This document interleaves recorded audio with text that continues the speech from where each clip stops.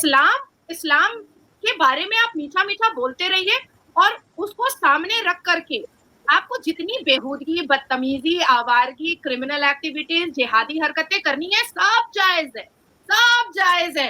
बस सिर्फ आपको ये बोलना है कि हम सारे मुसलमान बहुत अच्छे हैं और रेप कर दीजिए, हम सारे मुसलमान बहुत अच्छे हैं और आप मोलेस्टेशन कर दीजिए, हम सारे मुसलमान बहुत अच्छे हैं और आप गैंग रेप कर दीजिए, हम सारे मुसलमान बहुत अच्छे हैं और आप डकैती कर लीजिए, हम सारे मुसलमान बहुत अच्छे हैं, बीवी को खूब पीट दीजिए, हम सारे मुसलमान बहुत अच्छे हैं, मस्जिद में बलात्कार कर दीजिए, हम सारे मुसलमान बहुत अच्छे हैं, आप किसी को भी अगवा कर करके पैसा ले लीजिए, हम सारे मुसलमान बहुत अच्छे हैं, हमसे बेहतर कोई है ही नहीं, पैंट का जिप खोलिए और लड़के का भी बलात्कार कर दीजिए।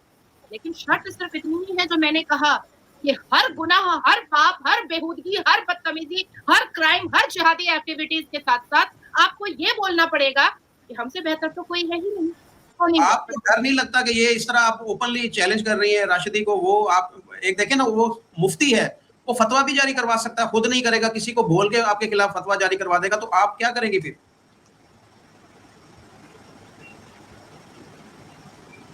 फतवा वहां होता है जो इस्लामिक देश होता है। संवैधानिक देश में फतवा मेरी जुत्ती के नीचे हम रखेंगे, मेरी जुत्ती के नीचे मैं रखूंगी।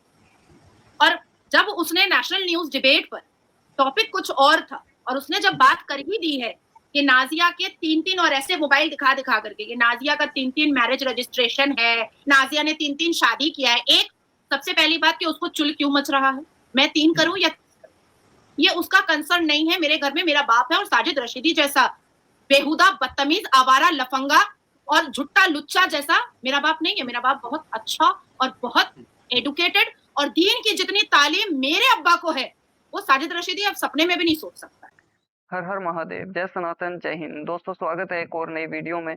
दोस्तों, देश भर में जिस तरह से क्राइम के केसेस जो हैं लगातार बढ़ते जा रहे हैं, इस पर खास करके मुस्लिम लीडर्स या मुस्लिम पॉलिटिशियंस पर नाजिया इलाही खान ने कड़े शब्दों में निंदा करते हुए क्या कुछ कहा, चलिए आज की वीडियो में जानते हैं। दोस्तों, अगर आप चैनल पर नए हैं तो चैनल को सब्सक्राइब करें और बेल आइकन को दबाएं ताकि आप और भी ऐसी वीडियोस से जुड़े रहें। दोस्तों, आपके प्यार की सख्त जरूरत है, सो प्लीज सपोर्ट मी। तो चलिए दोस्तों, आज की वीडियो को शुरू करते हैं। हेलो एंड वेलकम फ्रेंड, मैं मुजफ्फर चौधरी और आप देख रहे हैं हमारा यूट्यूब चैनल परफेक्ट रिएक्शन। इस वक्त हमारे साथ मौजूद है भारत से नाजिया इलाही खान जी। किसी भी तारीफ की मोहताज नहीं है और आजकल तो हर जगह पर लोग जो है इनका इंटरव्यू और इनकी बात सुनकर जो है वो दाद दिए बगैर नहीं रह सकते। तो हमने आज एक दफा फिर उनको इन्वाइट किया। Thank you very much, welcome to the show. अस्सलाम वालेकुम, नमस्कार। जय जगन्नाथ, वंदे मातरम, भारत माता की जय और हर हर महादेव। वालेकुम अस्सलाम भाई, बहुत अच्छा लगा। जब भी मैं आपके साथ बैठती हूँ किसी अच्छे टॉपिक को ही आप मुझे देते हैं और उस टॉपिक को मैं भी कोशिश करती हूँ कि अपने पूरे एफर्ट के साथ और अपने पूरे होमवर्क के साथ मैं उसको अच्छे से एक्सप्लेन कर सकूँ। जी, आप पूरा इंसाफ करती हैं अपने काम के साथ और बड़े अच्छे तरीके से आप एक्सप्लेन करती हैं। उम्मीद करते हैं कि हमारे जो देखने वाले हैं वो भी समझें। इंडियन तो समझ ही जाते हैं, पाकिस्तानी के लिए हमारी रिक्वेस्ट है कि वो भी इस चीज़ को समझा करें कि ये क्या आपको समझाना चाह रही है। तो आज जो हम आपसे डिस्कस करेंगे बात, वो ये है कि पाकिस्तान के अंदर हमारा जो जनूबी पंजाब इलाका है, वहाँ पर रहीम यार खां के साथ कच्चे के इलाके में पुलिस वैन एक खराब हो गई। वो कच्चे का इलाका डाकुओं का इलाका कहलाता है। तो डाकुओं को जब वहाँ पर खबर मिली कि एक पुलिस वैन खराब होगी, 20 पुलिस एहलकार थे वहाँ पर, उनके ऊपर उन्होंने अटैक किया, रॉकेट लॉन्चर उनके ऊपर फेंका और जदीद तरीन जो आर्टिलरी गन है उसके साथ उनके ऊपर फायरिंग की, जिसके नतीजे में 12 जो पुलिस एहलकार है वहाँ पर मारे गए। उनमें से 3 वैसे बताने की बात है कि वो उनमें से हिंदू भाई भी थे। 3 जो 12 शहीद हुए हैं, 3 हिंदू भी उसके अंदर शहीद हुए हैं और बाकी जो 20 है तो 7 जो है वो जख्मी हो गए। एक को उन्होंने वहां से अगवा कर लिया और आज फिर कुछ बारगेनिंग की गई है पुलिस की जानिब से और डाकुओं की जानिब से। तो उस एक जो अगवा किया गया था उसको वापस पुलिस ने ले लिया। तो इस तरह 12 जाने गई हैं और ये डाकू इतने पावरफुल हैं कि किसी को भी शहर से उठा लेते हैं, रहीम यार खां से, सादिकाबाद से, किसी और शहर से, और वो ले जाते हैं। वहां पर जाकर फोन करते हैं उसके घर वाले को कि इतने करोड़ रुपए आप हमें पहुंचा दें और अपना जो बंदा है वो ले जाएं। और अगर वो पैसे नहीं पहुंचाते तो उसको वहां पर मार दिया जाता है। तो इतने तकरीबन 20-25 सालों से ये काम हो रहा है वहाँ पे। पुलिस, रेंजर्स और जो एलिट फोर्स है हमारी, क्विक रिस्पांस जो फोर्स है, वो ये सारी की सारी नाकाम हो चुकी है उनके खात्मे में। तकरीबन ये 300-400 किलोमीटर का एरिया है, वहाँ पर 200-300 के करीब ये डाकू हैं कि जिन्होंने पूरा कंट्रोल वहाँ पर हासिल कर रखा है।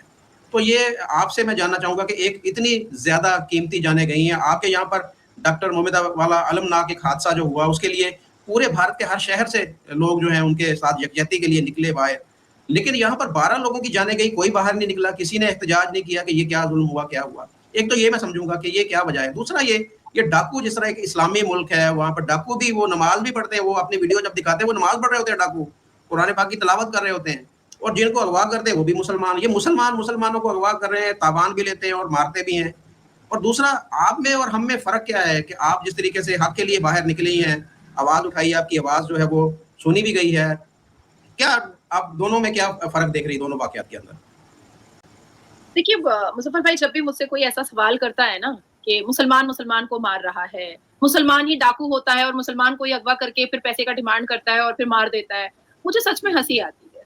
मुझे कोई शॉकिंग नहीं लगता है। मैं बड़ा नॉर्मल लेती हूँ। हो सकता है कि आप भी जानते हैं, लेकिन आप बोल नहीं सकते हैं। और मेरा प्रॉब्लम ये है कि मैं जानती हूँ और मैं बोल भी देती हूँ। ये मेरा सबसे बड़ा प्रॉब्लम है। हम देखते हैं कि बहुत सारे जो मुफ्ती हैं, बहुत सारे जो मौलवी हैं, वो गौस पाक के बारे में और कोई अजमेर शरीफ के बारे में बड़ी लंबी-लंबी बातें करता है कि ज़ुबान पे गौस पाक लिए रहो, ज़ुबान पे अजमेरी बाबा को लिए रहो, तुम यहाँ ज़मीन पर भी बहुत अच्छे रहोगे और तुमको जन्नत भी मिल जाएगी। क्या वो शिर्क नहीं कर रहा है? बिल्कुल। क्या वो शिर्क नहीं कर रहा है? क्या इस देश के, इस दुनिया के हर मुसलमान को ये नहीं पता है कि वो शिर्क कर रहा है? तो उसके लिए तो सर तन से जुदा का नारा नहीं लगता है। उसको तो फतवा दे करके उसको तो इस्लाम से बातिल नहीं किया जाता है, बॉयकॉट नहीं किया जाता है। जब मुसलमान पुरुष बलात्कार करते हैं, मेरे देश में, मैं अपने देश का क्यों छुपाऊँगी? बिल्कुल नहीं छुपाऊँगी। या आपके देश, आपका तो इस्लामिक कंट्री है। आप तो अल कुरान के मान करके ही उस देश को चलाया जा रहा है। मेरा संवैधानिक देश है। हम संविधान को सर्वोप्रिय रखते हैं और सर्वप्रथम रखते हैं। लेकिन जब हमारे देश में भी पैरेलल चल रहा है ऑल इंडिया मुस्लिम पर्सनल लॉ बोर्ड, शरिया लॉ मनवाने की बात हो रही है, लेकिन इस्लामिक पनिशमेंट मनवाने की बात नहीं होती है, कभी भी नहीं होती है। ना आपके इस्लामिक देश में और ना मेरे संवैधानिक देश में। तो जब मुसलमान बलात्कार करते हैं, मस्जिदों के अंदर करते हैं, अभी दिल्ली में देखिए ना, 48 घंटे पहले की घटना है कि एक मदरसे के बच्चे को तीन बच्चों ने मिल करके मार डाला, मर्डर कर दिया, और उसमें हाफिज जी भी इन्वॉल्व थे। और बच्चे तो पकड़ा गए हैं, पर हाफिज जी जो थे वो अपना मोबाइल ऑफ करके भाग गए। अब ये धीरे-धीरे जब केस खुलेगा तो पता चलेगा कि पता नहीं हाफिज जी क्या करवाता था। अनल सेक्स करवाता था, ना ब्लो जॉब करवाता था, जो बच्चा नहीं मान रहा था, क्या कर रहा था, या नशा भिजवाता था या नशा करता था। पर पूरे दिल्ली में एक भी मुसलमान बाहर नहीं आया और वो ये नहीं कहा कि ये गुस्ताखे रसूल है, ये हमारे इस्लाम का नाम खराब किया है ये हाफिज, और ये हमारे इस्लाम के लिए बदनुमा दाग है। हम इसके अगेंस्ट में फतवा जारी करेंगे और इसको हम इस्लाम से पहले ही बातिल करते हैं। अब कानून जो चाहे उसके साथ करे। क्या किसी ने बोला? नहीं, बोलेगा भी नहीं, बोलेगा भी नहीं। मैं जिस भी मुस्लिम कंट्री के चैनल्स पर बैठती हूँ, वो बड़ा मतलब मायूसी के साथ बोलते हैं कि हमारे यहाँ ऐसा हो जाता है पर कोई नहीं निकलता है। आपने डॉक्टर बेटी के बारे में जो आर्टिकल में इतनी ब्रूटल रेप और इतना हीनियस क्राइम हुआ और मर्डर, आप मुझे बताइए कौन मुसलमान निकला उस बलात्कारी के खिलाफ? किसने मोर्चा खोला? असदुद्दीन अवैसी का आपने एक भी बयान सुना कि उस बलात्कारी को चौराहे पर खड़ा करो और फांसी की सजा दे दो? आपने मौलाना अरशद मदनी का एक भी बयान सुना है? क्या उन्होंने कहा है कि इतनी बड़ी घटना हो गई है, पूरी दुनिया प्रदर्शन कर रही है, पूरी दुनिया प्रोटेस्ट कर रही है उसके इंसाफ के लिए? देखिए दोस्तों, अगर कोई किसी भी घटना को कंडेम नहीं करता है, तो उसका एक मतलब ये भी रहता है कि वो उसे मौन समर्थन दे रहा है।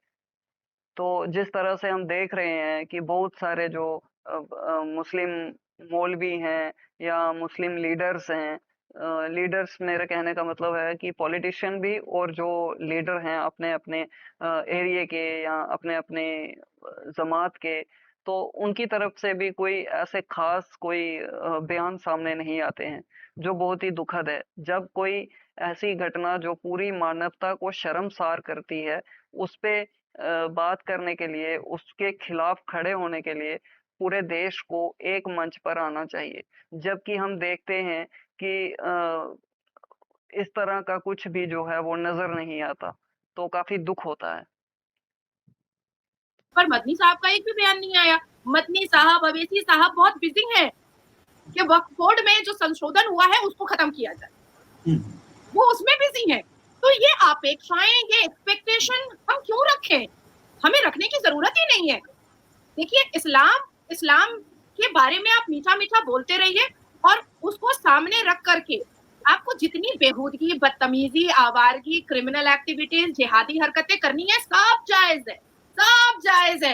बस सिर्फ आपको ये बोलना है कि हम सारे मुसलमान बहुत अच्छे हैं और रेप कर दीजिए, हम सारे मुसलमान बहुत अच्छे हैं और आप मोलेस्टेशन कर दीजिए, हम सारे मुसलमान बहुत अच्छे हैं और आप गैंग रेप कर दीजिए, हम सारे मुसलमान बहुत अच्छे हैं और आप डकैती कर लीजिए, हम सारे मुसलमान बहुत अच्छे हैं, बीवी को खूब पीट दीजिए, हम सारे मुसलमान बहुत अच्छे हैं, मस्जिद में बलात्कार कर दीजिए, हम सारे मुसलमान बहुत अच्छे हैं, आप किसी को भी अगवा कर करके पैसा ले लीजिए, हम सारे मुसलमान बहुत अच्छे हैं, हमसे बेहतर कोई है ही नहीं, पैंट का जिप खोलिए और लड़के का भी बलात्कार कर दीजिए। लेकिन शर्त सिर्फ इतनी ही है जो मैंने कहा कि हर गुनाह, हर पाप, हर बेहूदगी, हर बदतमीजी, हर क्राइम, हर जिहादी एक्टिविटीज के साथ साथ आपको ये बोलना पड़ेगा कि हमसे बेहतर तो कोई है ही नहीं, हम तो बहुत खूबसूरत लोग हैं, हम तो इस्लाम के मानने वाले लोग हैं, हम बलात्कार कर रहे हैं तो क्या हुआ, लेकिन हम तो इस्लाम बहुत खूबसूरत है। तो आप जब डिफरेंसेस बताने लगते हैं कि यस एग्जैक्टली इस्लाम बहुत खूबसूरत है पर तुम मुसलमान इसको खूबसूरत रहने नहीं दे रहे हो अपनी हरकतों से, तब क्या होगा कि नाजिया के खिलाफ मोर्चा खुलेगा और नेशनल न्यूज पर साजिद रशीदी बैठ करके बोलेगा अरे इसका तो एक हस्बैंड है वो हिंदू है, और जब उसको मैं लीगल नोटिस भेजूंगी कि उस हिंदू हस्बैंड का मेरे को नाम बताओ तो वो पर्दे में छुपेगा या बाथरूम के पॉट में अपना मुंह डालने के लिए परेशान हो जाएगा। तो ये एक चीज है। अभी देखिए, डेस्परेट रहा है हमेशा मुसलमान भी और पाकिस्तान हमेशा डेस्परेशन में रहा है। मुसलमानों के अंदर सेक्सुअल डेस्परेशन रहता है, मुसलमानों के अंदर इजी इनकम, आसानी से पैसा कमाने का डेस्परेशन रहता है, मुसलमानों के अंदर हत्या करने का डेस्परेशन रहता है, मुसलमानों के अंदर बेहूदगी करने का डेस्परेशन रहता है, मुसलमानों के अंदर शांति खत्म करने का डेस्परेशन रहता है, मुसलमानों के अंदर कानून को तोड़ने का डेस्परेशन रहता है, मुसलमानों के अंदर बेहूदगी वाली नजरों से औरत को देखने का डेस्परेशन रहता है। तो ये तो बहुत कॉमन है मुजफ्फर भाई। आप सोचिए कि आपका पाकिस्तान 26 बिलियन डॉलर के कर्ज में दबा हुआ है, पर आपके यहाँ आज भी गधा बेच कर करके बम और गोली ला करके दिया जाता है उन्हीं डकैतों को दिया जाता है। आप लोग आपकी सरकार गधे के दूध का व्यापार कर करके अवाम को रोटी नहीं देती है, अवाम को कारोबार काम नहीं देती है, अवाम को खुशहाल नहीं करती है, वो उन जिहादियों को रोटी और बोटी पहुंचाती है। तो पाकिस्तान इस्लामिक कंट्री पूरा डेस्परेट है या भारत के मुसलमान डेस्परेट है, इसमें मुझे कोई शॉकिंग तो नहीं नजर आता है।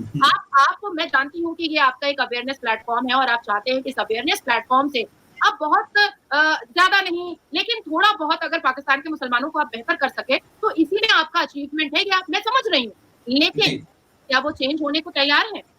आप सोचिए, एक 22 साल की लड़की माशा अमीनी जिसका इसलिए ईरान में हत्या किया गया और पूरे ऑनर के साथ उसका मर्डर इसलिए किया गया क्योंकि उसने हिजाब नहीं पहना, ये ईरान की बात है ना।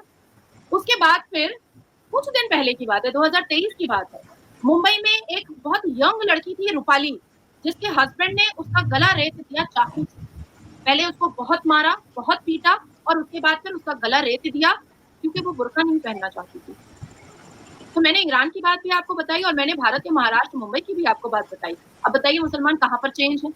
कहाँ पर वो ऐसा तो नहीं है कि अच्छा पाकिस्तान में तो ही वो गुंडे के तरीके से हैं, तो ही वो रेपिस्ट के तरीके से हैं, नहीं, मुसलमान जो भारत में है वो भी बलात्कार कर रहे हैं और धड़ल्ले से बलात्कार कर रहे हैं, क्योंकि उनको ऐसे लोगों को, ऐसे बेहुदा लोगों के साथ बाकी के मुसलमानों का समर्थन है, सपोर्ट है। ये मुसलमान पुरुष बहुत अच्छे से जानता है कि वो मस्जिद के अंदर रेप करेगा 10 साल की बच्ची का, लेकिन कोई भी मुस्लिम क्लेरिक उसको निकल करके उसको थूकेगा नहीं और उसके अगेंस्ट में कोई फतवा नहीं जारी करेगा या उसको इस्लाम से बॉयकॉट नहीं करेगा या उसका सरतन से जुदा का नारा नहीं करेगा। ये मुसलमान पुरुष बहुत अच्छे से जानते हैं कि हम कुछ भी कर लें हमें कुछ नहीं होगा, बल्कि हमको सपोर्ट मिलेगा। कोई बात नहीं।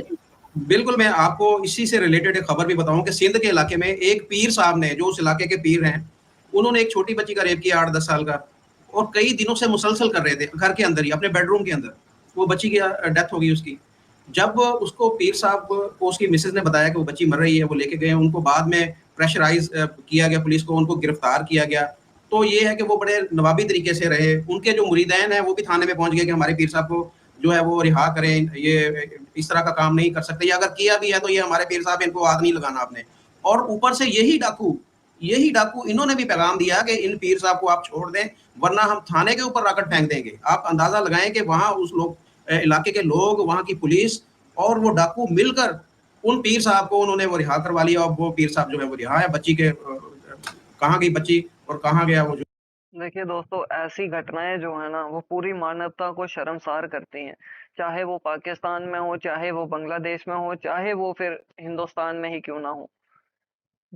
जिस भी जगह पर हमें जो है मानवता को इस तरह से डूबते और मरते हमें देखना पड़ता है, वहाँ भरोसा उठने लगता है पूरी मानवता से, पूरी मानव जाति से। देखिए, हिंदू मुस्लिम तो एक अलग विषय है कि हिंदू ने किया। मैं नहीं कहता कि हिंदुओं में क्राइम जो है नहीं होता, बट आप इन चीजों को आप देखिए कि मैक्सिमम जो क्राइम है उसमें मुस्लिम्स की जो है वो भागीदारी हमेशा आपको ऊपर एक स्टेप आगे ही दिखेगी। तो ऐसा क्यों है? इन चीजों को जो है सभी को देखना पड़ेगा अगर हम चाहते हैं कि हमारी जो है ग्रोथ हो, हमारे देश की ग्रोथ हो। चाहे वो कोई भी देश हो, हमारे पड़ोसी देश क्यों ना हो, अगर उन्हें भी अपनी जो है डेवलपमेंट चाहिए, या उन्हें भी चाहिए कि हमारा देश जो है वो आगे बढ़े, तरक्कियां करे, तो उसके लिए जो है हमें सबसे पहले इन घटनाओं पर बोलना शुरू करना होगा।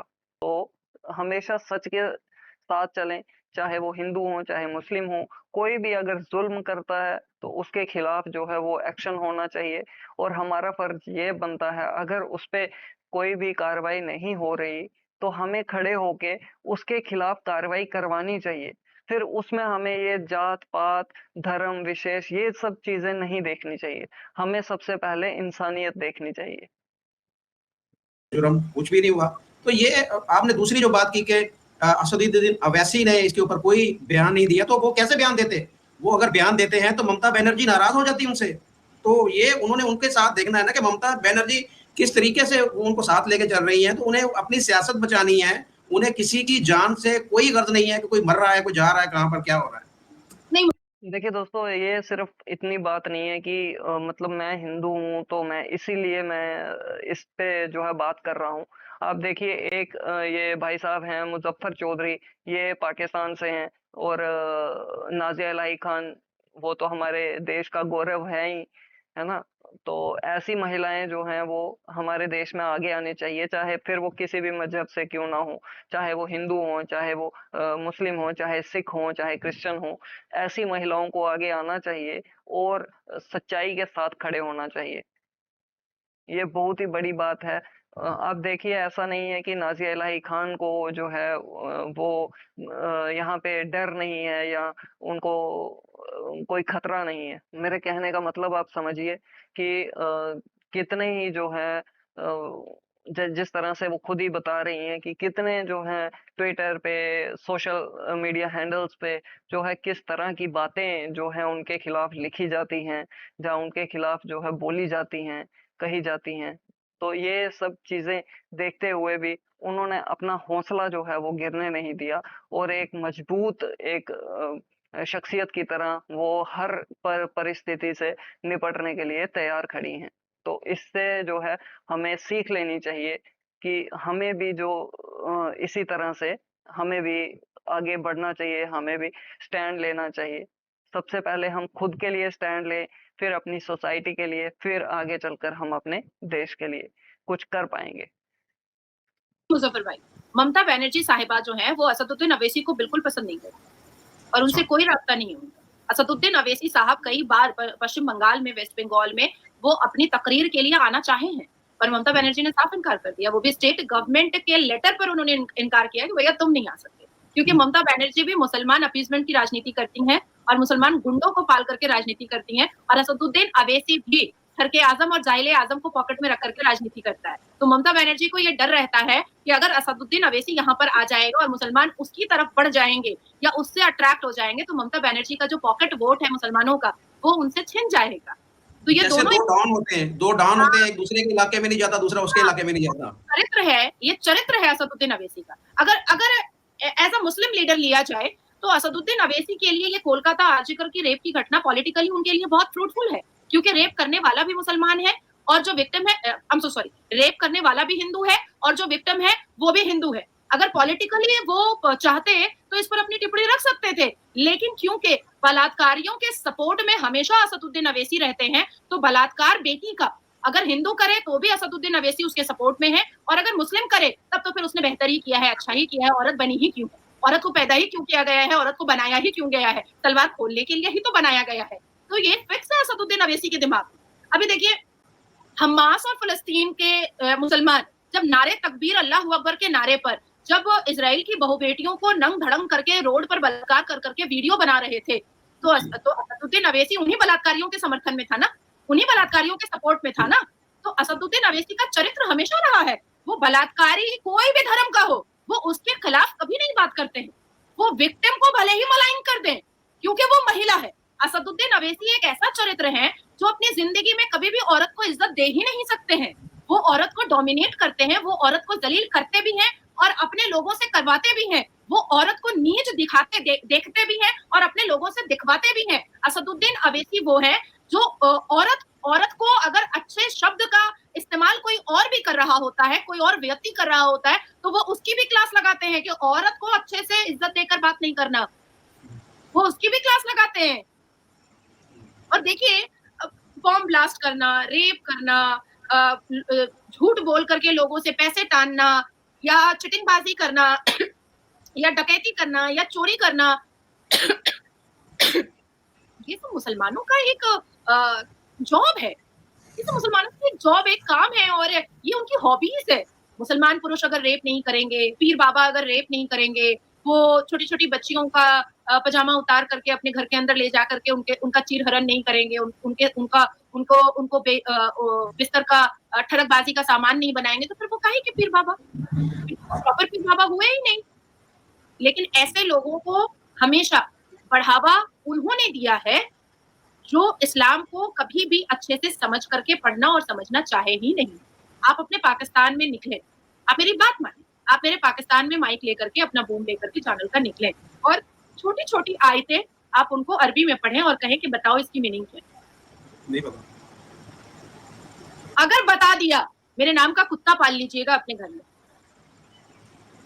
नहीं मुझे पता, याद है 5 वक़्त नमाज़ पढ़ते हैं उसका मतलब नहीं पता किसी को। मुझे याद है यूएस में एक पाकिस्तानी ड्रग पेडलर था, यूएस में अरेस्ट हुआ था, ये 2016 की बात है। यूएस में अरेस्ट हुआ था और जब उसको क्योंकि उन लोगों को लगा, यूएस की पुलिस को लगा कि ये पाकिस्तानी है, तो एक अरबिक बोलने वाले पुलिस ऑफिसर को उसके सामने बैठाया गया और जब वो अरबी में बात करने लगा, तो वो बोला हम समझते नहीं है इसको। तो पुलिस ऑफिसर यूएस का कह रहा है, पर तुम पढ़ते तो हो ना, तुम तो अरबी ही पढ़ते हो, तुम तो इस्लामिक कंट्री के हो। तो बोला हम सिर्फ पढ़ते हैं, हम समझते नहीं है। यूएस का पुलिस ऑफिसर बोला you are like a shit, you are like a joker, कि तुम जिस चीज को पढ़ते हो तुम उसको समझते नहीं हो। तो बोला नहीं, हम समझते नहीं है, हम सिर्फ पढ़ते हैं। मैं मेरे भारत में कई बार नेशनल न्यूज डिबेट पर मैंने आयतें बोली हैं और मैंने कहा है कि ये आयत ये बता रही है, फिर आप उल्टा क्यों बोल रहे हैं? तो साजिद रशीदी मुझे बोलता है कि तुम एक नंबर की आवारा औरत, और ऐसे मोबाइल लेकर के बैठ जाता है हर नेशनल न्यूज पर। ये देखिए, ये है नाजिया का, ये तो मेरा बेटा है, ये है नाजिया के मैरिज रजिस्ट्रेशन, ये है मनाजिया ने शादी किया है 3-3। अरे तेरे बाप का क्या जा रहा है? मैं 3 करूं या 30 करूं? तेरे बाप का कुछ लेकर के कर रही हूं क्या? और क्यों अब पिछाड़ छुपाए फिर रहा है? जरा दे ना वो मैरिज रजिस्ट्रेशन का पूरा डिटेल्स देना, और दे मत। मेरे वो तीनों शौहर को, खाविंद को, पति परमेश्वर को, सबको ला करके मेरे सामने खड़ा करते अगर है पिछाड़ में ताकत साजिद रशीदी के। तो एक बाप का पैदा अगर है साजिद रशीदी, अगर हराम का पैदा नहीं है, कुत्ते के स्पर्म का पैदा नहीं है साजिद रशीदी, और अम्मा ने एक अब्बा का लेकर के पैदा किया है साजिद रशीदी को, तो तीनों मेरे पति परमेश्वर और मेरे शौहर को खड़ा कर दे साजिद रशीदी। देखिए दोस्तों, क्या है कि जिस तरह से नाज़िया इलाही खान, मैं उनको डिफेंड नहीं कर रहा, बट मैं एक बात साफ कर दूं कि मैं मानता हूं कि ऐसी भाषा जो है वो नहीं बोलनी चाहिए।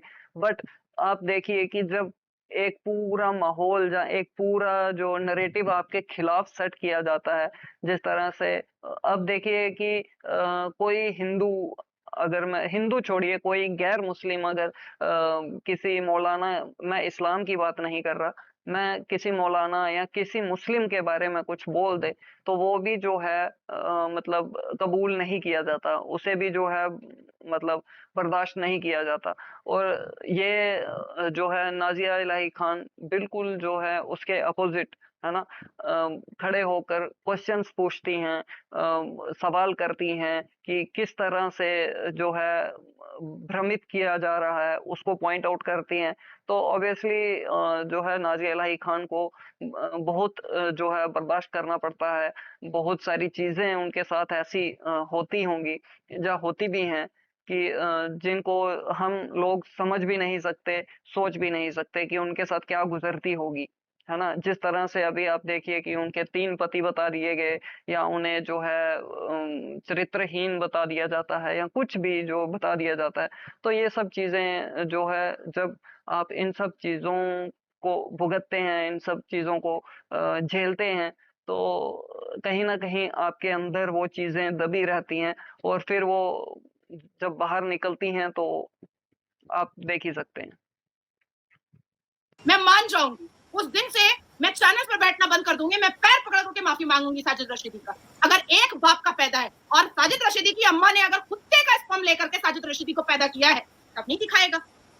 नहीं देखिए, ये पर्सनल मैटर है ना, आप एक शादी करें, 3 करें, जितनी भी करें, वो आपका पर्सनल मैटर है। आपके सवालों के जवाब क्यों नहीं दे रहा वो? आपके सवालों के जवाब दे। मैं बता रही हूँ, क्योंकि वो मेरे सवाल का जवाब नहीं दे पाता है ना। मैं जब इस्लामिक सवाल क्वेश्चंस जब उससे करती हूँ, तो वो उसके भाई वो तो टोपी वोपी लगा करके एक यूनिफॉर्म पहन करके लोगों को बेवकूफ बना करके पैसा टानने के लिए निकला है। अभी तो मैंने एफआईआर निकलवाया है, उसके भाई के ऊपर एफआईआर है चोरी चमारी का, साजिद रशीदी के ऊपर एफआईआर है चोरी चमारी का, मैंने दिल्ली से निकलवाया है, और भी 4-5 जगह से मैंने उसके ऊपर के एफआईआर निकलवाए हैं कि वो कहाँ। और आपको पता है, साजिद रशीदी के परिवार में कोई भी चोरी चुट्टा का काम करते हुए अरेस्ट होता है या पकड़ाता है, तो बड़े बड़े संत और महंत को फोन करता है साजिद रशीदी कि मेरे भाई को छुड़वा दो।